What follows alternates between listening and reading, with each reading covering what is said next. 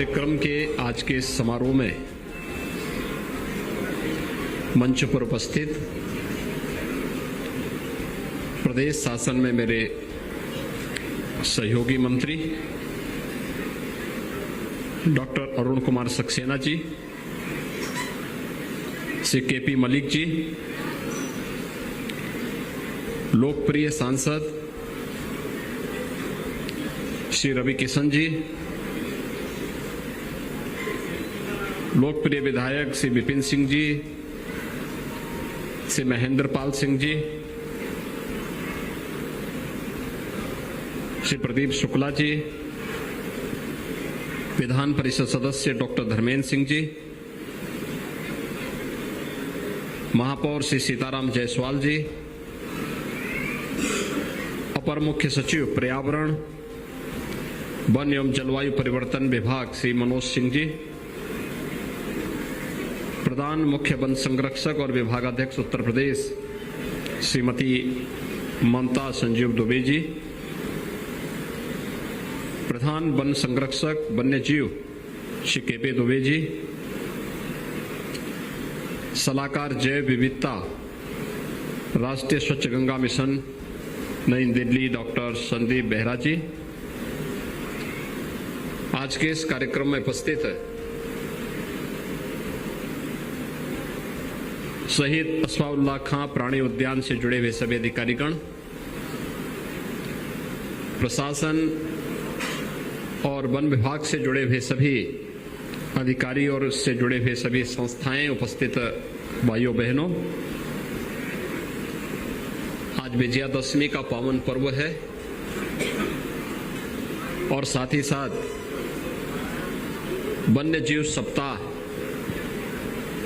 भी वर्तमान में चल रहा है। मैं इस अवसर पर आप सबको हृदय से बधाई देता हूं।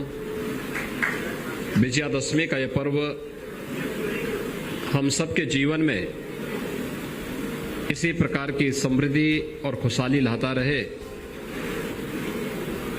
राम राज्य की आदर्श भावनाओं के अनुरूप हम न केवल मानव कल्याण के लिए और उसके उत्थान के लिए कार्य करेंगे, बल्कि प्रत्येक प्राणी के रक्षा के लिए, उसके संरक्षण के लिए भी हम सब अपने स्तर पर योगदान करेंगे। इस विश्वास के साथ मैं आप सबको हृदय से बधाई देता हूं, अपनी शुभकामनाएं देता हूं। आज मैंने यहां पर बहुत सारे कार्यक्रमों के साथ मुझे जुड़ने का अवसर प्राप्त हुआ। अभी डॉल्फिन पर एक पोस्टर रिलीज किया गया। वन्य जीव सप्ताह कार्यक्रम के अवसर पर यहां पर जो विभिन्न प्रकार की प्रतियोगिताएं हुई थी, उससे जुड़े हुए छात्र छात्राओं को भी पुरस्कृत किया गया। इससे पहले गोरखपुर के जू में एक सफेद बाघिन को आज उसके बाड़े में छोड़ने की कार्रवाई भी अभी संपन्न हुई है। उसका नाम गीता है और उसे आज यहां पर छोड़ा गया। बहुत अच्छी है, अगर आप देखेंगे तो आपको एकदम रोमांचित करने वाला क्षण था। जैसे ही यानी अपने बाड़े में थी, वो कैद थी वो अपने उसमें, लेकिन जैसे उसके ओपन उसमें छोड़ने के लिए जैसे उसका पिंजरा खोला, वो तुरंत निकल करके पूरे उसमें विचरण करने लग गई। और साथ ही साथ तेंदुए के 2 बच्चों का नामकरण भी, जिसको उत्तर प्रदेश वन और जलवायु परिवर्तन विभाग के द्वारा रेस्क्यू किया गया था। एक का तो यानी एक मुश्किल से 5-6 दिन का छोटा सा बच्चा था तेंदुए का, उसको संरक्षित करके रेस्क्यू करके उसको यहां लाया गया। आज वह लगभग 3 महीने का हो चुका है और मैंने स्वयं उसको अपने हाथ से दूध भी पिलाया वहां पे। और एक महीने का रहा होगा, आज वो काफी बड़ा हो गया है, वो अंदर ही था। यानी वन्य जीवों के प्रति हमारा यह भाव रामचरितमानस की उन पंक्तियों को प्रदर्शित करता है। मैंने 3 यहां पे तेंदुए के अलग अलग उम्र के उसको देखा है। एक जो 3 महीने की अब हुई है, मुश्किल से 6-7 दिन की थी वो जब उसको रेस्क्यू किया गया था। अगर रेस्क्यू नहीं किया गया होता तो उसको जंगली जानवर अन्य मार देते या लोग मार देते। जो 1 महीने का भी नहीं था उसको भी रेस्क्यू किया गया, वो आज बड़ा हो चुका है। और एक महाराजगंज में एक जाल में फंस गया था, उसका पूरा पंजा खराब हो गया था। वो 12 से 15 लगभग 15 महीने का है, अच्छा हेल्दी हो गया है। तीनों को देख करके मैं आज इस बात को देख रहा था कि जो तुलसीदास जी ने रामचरितमानस में कहा है, हित अनहित पशु पक्षी जाने, मैं देख रहा था वहां पर जहां रवि किशन जी गए तो उन पर वो झपट पड़ा तेंदुआ, लेकिन जैसे मैं उसके सामने गया वो एकदम शांति से बैठ गया। यानी इसका मतलब पहचान गया था मुझे और उसको मालूम था कि मैं उसे नुकसान नहीं पहुंचाऊंगा। लेकिन वहां पर मैं देख रहा था कि वह औरों पे भड़क रहा था, लेकिन मैं भी उसके सामने था, मुझ पे भड़क नहीं रहा था। एक जंगली जानवर है, तेंदुआ है, 15 महीने का है, जंगल के अंदर विचरण करने वाला था, स्वच्छंद वातावरण में घूमने वाला था, एक जाल में फंस गया। वन विभाग ने उसको वहां से रेस्क्यू करके यहां लाया गया, उसकी जान बचाई गई, उसके पंजे का उपचार किया गया और उपचार करने के बाद आज वह फिर स्वस्थ जीवन यापन कर रहा है। इससे पहले आप याद करिए, आज से लगभग 5-6 महीने पहले मैं यहां आया था और उस समय मार्च के महीने में मैं आया था। उस समय आपने देखा होगा राइनो आया था यहां पे, राइनो नहीं आ पाया था और मैंने असम के माननीय मुख्यमंत्री जी से बातचीत की थी। तो 10 मार्च को उन्होंने वहां से प्रस्थान करवाया था और यहां पर 13-14 मार्च तक राइनो आ गए े और उसके 1 सप्ताह के बाद मैं स्वयं यहां आया था। मैं उनके बाड़े में गया था और जब बाड़े में गया था तो मैंने उसको जब पुकारा, जो वहां पर केयरटेकर था, मैंने उससे पूछा, मैंने कहा क्या नाम है इनका? उसने नाम बताया, मैंने उनको बुलवाया, आया, मेरे हाथ से केला खा करके फिर चला गया। देखिए, उन्हें मालूम है कौन हमारा हितैषी है, कौन हमें नुकसान पहुंचा सकता है। उसके अंदर उस प्रकार का स्पंदन है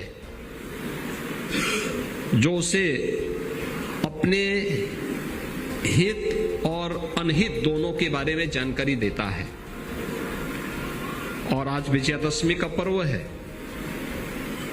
पूरी रामायण की गाथा जो है ना, यह हम सबको प्रत्येक जीव और जंतु के बारे में, उसके संरक्षण के बारे में एक नई प्रेरणा भी देता है। हमारा व्यक्तिगत जीवन कैसा होना चाहिए, पारिवारिक जीवन कैसा होना चाहिए, सामाजिक जीवन और राष्ट्रीय जीवन कैसा होना चाहिए, प्रकृति के प्रति हमारा दायित्व क्या होना चाहिए, राजा का प्रजा के प्रति क्या कर्तव्य होना चाहिए, जीव और जंतुओं के प्रति हमारा व्यवहार कैसे होना चाहिए। पूरी रामायण में अगर आप देखेंगे, अरण्य कांड ही उसमें एक आ जाता है। भारत की पूरी ज्ञान संपदा कहीं है तो उसी अरण्य में है, जिस पर राक्षसों के द्वारा अतिक्रमण करने का प्रयास होता है और पूरी रामायण की कथा वहीं से प्रारंभ हो जाती है। ये अगर आप जीव जंतुओं की बात करेंगे, भगवान राम तो वन में अकेले गए थे अपने भाई और अपनी पत्नी के साथ में। जंगल में वहीं के लोगों ने उनको मदद की थी। जब माता सीता का अपहरण होता है तो वह वहां के पेड़ों से, वहां के पशु और पक्षियों से पूछते हैं कि सीता कहां है। एक प्रश्न उनसे पूछते हैं और फिर आपने देखा है भगवान राम के सहयोगी कौन बनते हैं? वही बनवासी बनते हैं, बानर बनते हैं, भालू बनते हैं, गिद्ध बनते हैं। यही सब उनके सहयोगी बनते हैं। वहां के पेड़ बनते हैं, वहां की गुफाएं बनती हैं, वहां के पत्थर बनते हैं, वहां के नदी और नाले बनते हैं। हर एक का योगदान है और तभी तो विजयादशमी का पर्व भी हम सबके सामने आता है। और इसलिए आज का दिन अत्यंत महत्वपूर्ण है कि हम सब इन कार्यक्रमों के साथ यहां पर जुड़े हुए हैं। वास्तव में ये प्रकृति के प्रति, और जो हमारे वन मंत्री ने कहा कि यह जीवन चक्र है, और ये जीवन चक्र तो तभी चलता है, एक दूसरे पर आश्रित है हर व्यक्ति हो या जीव हो या जंतु हो।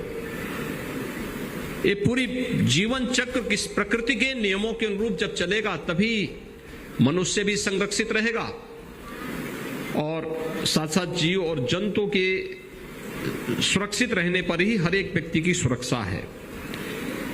मुझे प्रसन्नता है इस पर, यहां पर अच्छा कार्य हो रहा है।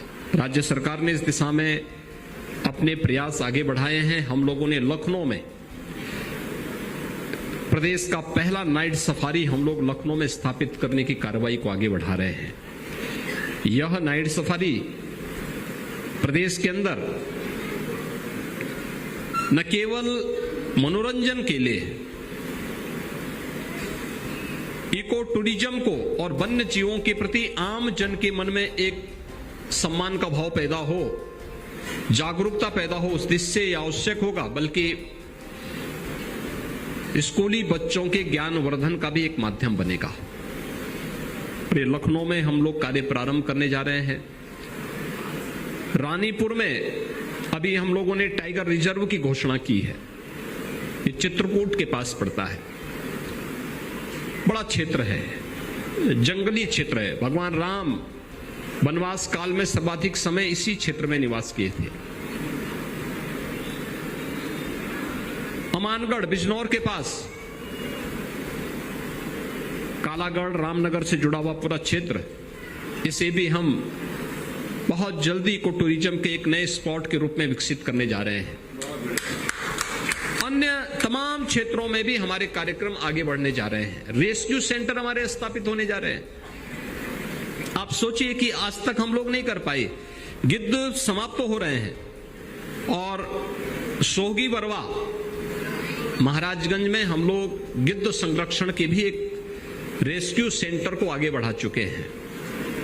यहां पर कार्य बहुत अच्छे ढंग से आगे बढ़ रहा है और मुझे प्रसन्नता है कि हम लोग आने वाले समय में महाराजगंज, चित्रकूट, मेरठ और पीलीभीत में रेस्क्यू सेंटर की स्थापना भी करेंगे। प्रदेश सरकार ने वन्य जीवों से जब मानव का कहीं संघर्ष होता है, द्वंद्व होता है, तो उससे जनहानि होती है, उसको हमने आपदा की श्रेणी में लिया है। उस परिवार को हम तत्काल 4 लाख रुपए की सहायता उपलब्ध कराते हैं अगर कोई जनहानि होती है। अंग भंग होता है तो उसमें भी हम लोग उसमें सहयोग करते हैं। और साथ ही साथ प्रदेश में डॉल्फिन संरक्षण के लिए भी हम लोगों ने उस क्षेत्र को चुना है जहां पर निषाद राज ने भगवान राम को अपनी नैया से गंगा पार करवाई थी। वह क्षेत्र हमारा गांगे डॉल्फिन के संरक्षण के लिए हम लोगों ने संरक्षित घोषित किया है। इसके साथ ही मुझे बताते हुए मैं संजीव बेहरा जी को बताना चाहूंगा कि नमामि गंगे परियोजना के परिणाम आज सामने आए हैं। कानपुर में सीसामऊ में 14 करोड़ लीटर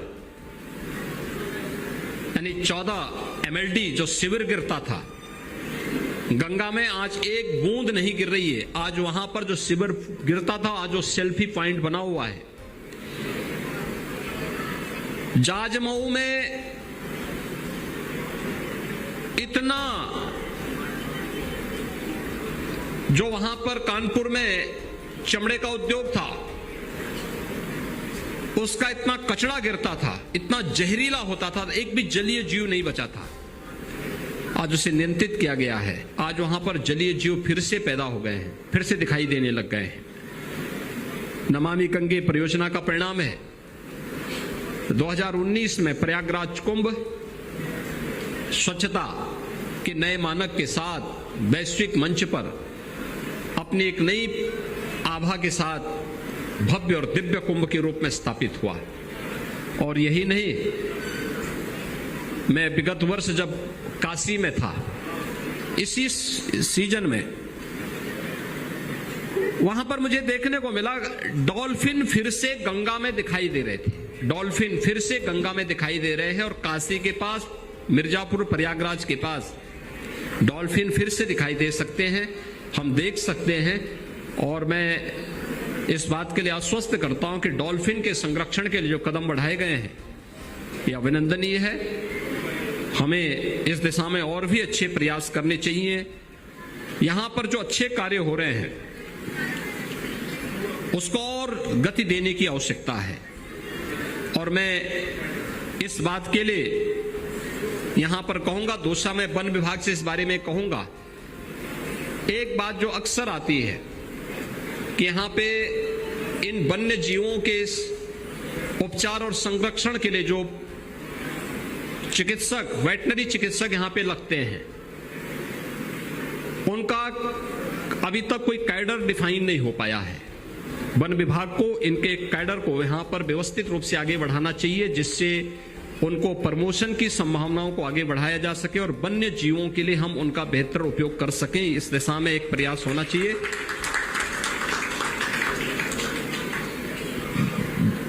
वन्य जीवों के लिए जो प्राणी उद्यान हमारे हैं या जो अन्य वन्य जीवों के रेस्क्यू के लिए भी जो कार्यक्रम हम करा रहे हैं, इस कैडर को हम लोग अगर ठीक ढंग से आगे बढ़ा लेंगे, अभी हम पशुपालन विभाग से इनको लेके आते हैं, फिर एक समय के बाद ये लोग वापस जाते हैं, उनका जो अनुभव का लाभ होता है उस अनुभव का लाभ फिर वहां पर भी नहीं ले पाते और वहां का लाभ इनको यहां भी नहीं मिल पाता है।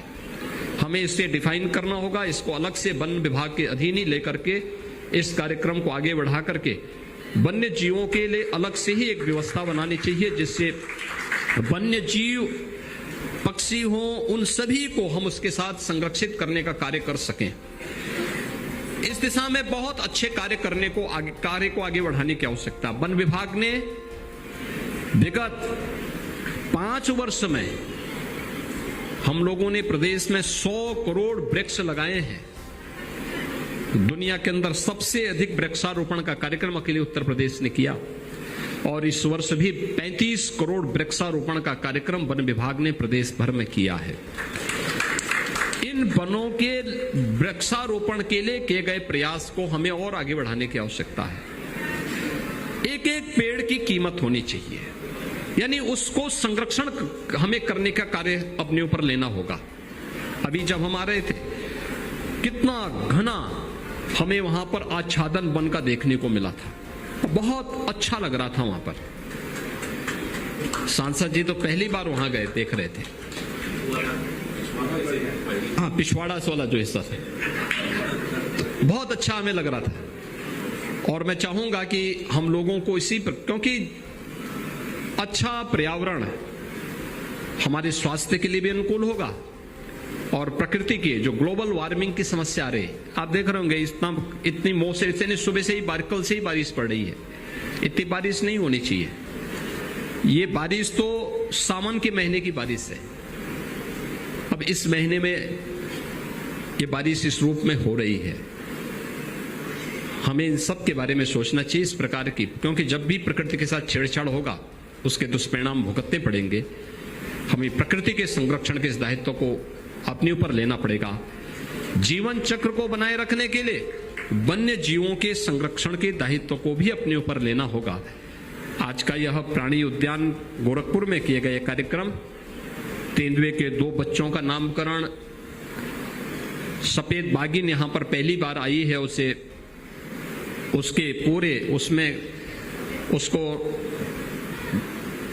वहां पर छोड़ा गया, उस कार्यक्रम को भी देखने लायक था। कितनी मस्ती के साथ वो गई थी, यानी ये चीजें देखने लायक थी। और वहां उसका विचरण देखो, क्या स्फूर्ति है उसमें। ऐसे ही डॉल्फिन पर जो पोस्टर रिलीज हुआ है और बच्चों को यहां पर जो प्रतियोगिताओं के लिए पुरस्कृत किया गया है, मैं इसके लिए हृदय से बधाई देता हूं। पूरे वन्य जीव सप्ताह के लिए अपनी शुभकामनाएं देता हूं। विजयादशमी की मंगल में शुभकामनाएं आप सबकी प्रति व्यक्त करते हुए अपनी वाणी को विराम देता हूं। धन्यवाद। जय हिंद। आप सभी को मेरा नमस्कार। आज दो महत्वपूर्ण मुद्दों पर आप सबसे बात करने के लिए ये प्रेस वार्ता बुलाई गई है। नंबर एक की उत्तर प्रदेश में इसी महीने की 15 तारीख से उत्तर प्रदेश में पीईटी की परीक्षा का शुरुआत हो रहा है, यानी प्रारंभिक पात्रता परीक्षा जो उत्तर प्रदेश अधीनस्थ सेवा चयन आयोग के तहत प्रदेश के नौजवानों के बीच में कराई जाती है। लेकिन आप सोचिए कि योगी आदित्यनाथ जी की सरकार लगातार उत्तर प्रदेश के छात्रों के साथ, उनके भविष्य के साथ किस तरीके से खिलवाड़ करने का काम कर रही है। पीईटी का जो एग्जाम उत्तर प्रदेश अधीनस्थ सेवा चयन आयोग ने तय किया है, उसके केंद्रों को आप देखेंगे, जब परीक्षा केंद्रों को आप देखेंगे तो आप उस परीक्षा केंद्र की दूरी को देखकर आप चकित हो जाएंगे। एक तरफ जहां पिछले 5 साल में यही उत्तर प्रदेश अधीनस्थ सेवा चयन आयोग निकम्मा और निठल्ला साबित हुआ, जिसने उत्तर प्रदेश में लगभग 1.5 दर्जन भर्तियां निकाली, परीक्षाएं कराई और आज तक तमाम भर्तियां अधर में लटकी हुई हैं। कोई कोर्ट का चक्कर काट रही हैं, किसी में नौजवानों को अभी तक नियुक्ति नहीं मिली। दूसरी तरफ उत्तर प्रदेश अधीनस्थ सेवा चयन आयोग ने एक बार फिर से परीक्षाओं में पारदर्शिता को लाने के लिए बलिया के नौजवान का सेंटर गाजीपुर भेज दिया है, बलिया के नौजवान का सेंटर झांसी भेजा है, गाजियाबाद के नौजवान का सेंटर अंबेडकर नगर भेज दिया है। यानी परीक्षा केंद्रों की दूरी जो है 700, 800, 900 किलोमीटर दूर छात्रों को जाकर वहां पे परीक्षा देना पड़ेगा। कितना बड़ा मजाक उत्तर प्रदेश में नौजवानों और छात्रों के साथ चल रहा है। आप सोचिए, लगभग 37 लाख नौजवानों ने इस पीटी यानी प्रारंभिक पात्रता परीक्षा में आवेदन किया है, और ये एकमात्र ऐसी परीक्षा है जिसके बाद नौजवान आने वाले दिनों में जो सरकार द्वारा भर्तियां निकाली जाएंगी उसके लिए एलिजिबल होगा। जब वो इस परीक्षा में पास होगा तो उन नौकरियों के लिए एलिजिबल होगा। सिर्फ उसके लिए योगी आदित्यनाथ जी की सरकार ने, जिसमें 37 लाख नौजवानों ने आवेदन किया, उनके परिजनों के साथ सरकार उनको सिर्फ और सिर्फ ठगने जा रही है। आप सोचिए, जो नौजवान जिसका सेंटर जो बलिया का रहने वाला है, उसका सेंटर जब गाजियाबाद जा गया है तो जाहिर सी बात है परीक्षा देने के लिए एक दिन पहले उसको जाना पड़ेगा, और आने जाने का जो उसका खर्चा होगा, जो वहां पे रुकने का खर्चा होगा, और क्या गारंटी है कि जब अपने सेंटर पे पहुंचेगा तो उसको पता चलता है कि पेपर ही हो सकता है कैंसिल हो जाए। क्या गारंटी है कि जो अभी तक जैसे लगभग 1.5 दर्जन भर्तियां, 1.5 दर्जन परीक्षाएं जो अभी तक रद्द हो गई, अभी तक नकल माफियाओं के भेंट चढ़ गई, क्या गारंटी है आने वाले दिनों में ये सब नहीं होगा। तो अभी 2 भर्तियां उत्तर प्रदेश में जो सबसे ज्यादा चर्चा का विषय रही, नंबर 1 लेखपाल भर्ती, लगभग 9000 जिसमें सीटें थी, और जिसमें आयोग को यह जानकारी दी जाती है कि 15,000 लेखपाल भर्ती में 15,000 नौजवान संदिग्ध थे। आप सोचिए कि सरकार में लेखपाल की भर्ती आ रही है और 15,000 सरकार का आंकड़ा है कि 15,000 लोग उसमें संदिग्ध बैठे। दरोगा का भर्ती आया, जो एग्जाम कराने का जिस एजेंसी को जिम्मेदारी दी गई, पता चलता है वो ऑलरेडी कई सारे राज्यों में बैन है, ब्लैक लिस्टेड है। लेकिन क्या मजबूरी है योगी आदित्यनाथ जी की क्या जल्दबाजी है योगी आदित्यनाथ जी की कि जबरदस्ती दरोगा भर्ती को कराने पे तुले हुए हैं नौजवान, जबकि गुहार लगा रहा है कि महोदय इसमें बहुत बड़ी धांधली चल रही है। दूसरा, मैं सरकार से निवेदन करूंगा कि चूंकि ऑलरेडी उत्तर प्रदेश में कानून व्यवस्था ध्वस्त है, आज जब ये एग्जाम देने के लिए हमारे घर की बहन बेटियां जो 800 किलोमीटर 900 किलोमीटर दूर जाएंगी, तो कहीं ना कहीं उनकी सुरक्षा से भी जुड़ा मसला है।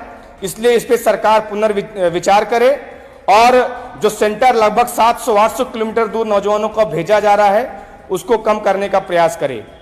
दूसरा एक बहुत महत्वपूर्ण मुद्दा है जिसमें 2 दिन पहले योगी आदित्यनाथ जी द्वारा जारी किया गया कि हमने उत्तर प्रदेश में युवाओं को 5 सालों में 5 लाख से अधिक नौकरियां उत्तर प्रदेश के युवाओं को दे दिया है।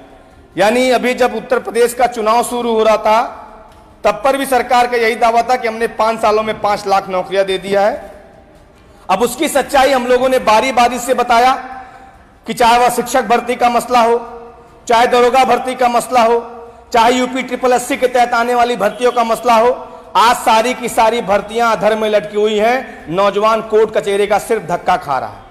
दूसरा, इसमें एक लाइन लिखा गया है कि 1.61 करोड़ यानी 1 करोड़ 61 लाख नौकरी योगी आदित्यनाथ जी की सरकार में निजी क्षेत्रों में दे दी गई है। निजी क्षेत्र का मतलब क्या है?